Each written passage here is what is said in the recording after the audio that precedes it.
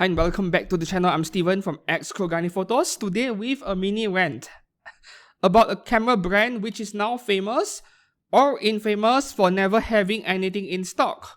And aftermarket prices are going bollocks. They are going insane. Yep, Fujifilm. For a company which is widely criticized for never getting their autofocus right, everyone seemed to be queuing up for them. But today we are not discussing about the X100VI, which has been sold out for the past 12 months or so, and aftermarket prices for a brand new one. You are better off buying a brand new Canon R5 at that point. Yep. The Fujifilm camera I'm referring to today is the X-M5, an entry-level vlogging camera, which was launched back in October 2024 for around $850–900 including a kit lens. And barely 4 months later, we have this news over here coming out of Japan where the sales of the X-M5 is suspended. And I thought this was only Japan, but I was so wrong because it is starting to sell out everywhere and prices are going up once again. The same thing is repeating all over.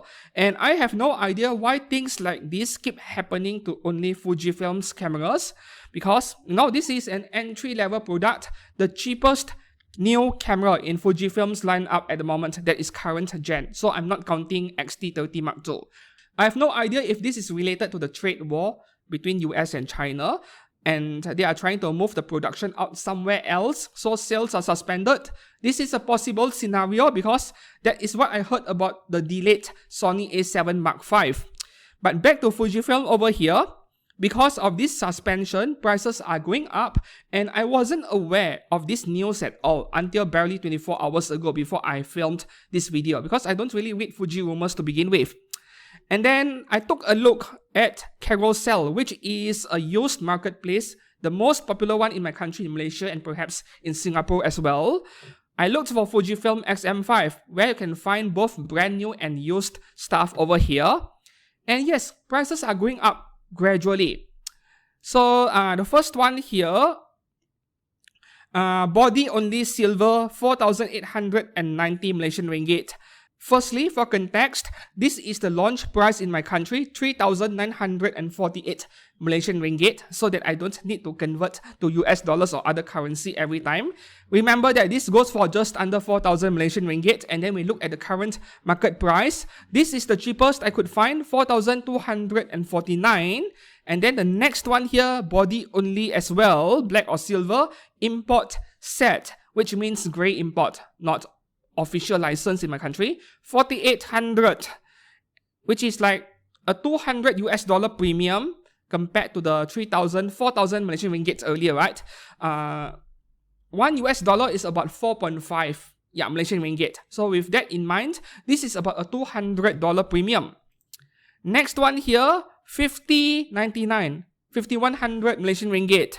But this is with the kit lens. So if you take out the lens, well, it is a little bit pricey, but maybe $50 more than the launch price. This is very recent, by the way. And then the next seller over here, 4699, brand new, body only, also a grey import. But $150 to $200 of premium. So the prices are indeed going up across the board, slowly and gradually. Even though $50 to $150 is not considered to be scalping territory yet, but we're getting pretty close because the camera is only like $800 body only to begin with. And any more than this, we are looking at the same pattern involving literally every other Fujifilm camera. It is not just the X100 series, even the X-T50, the XS20, and even the X-T6.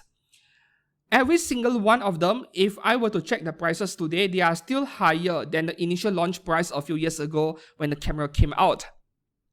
And this is no longer entry-level pricing, this X-M5 for about $1,100 because for the very same amount of money, I could buy a pre-owned Canon R8, yes.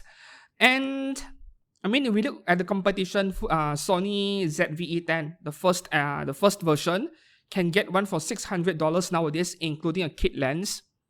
It makes no sense for a similar but also better product in terms of video spec to go for $1,100. I don't care if this camera does 6K 30p with no overheating, but $1,100 for a small plastic camera with no EVF is overpriced for sure.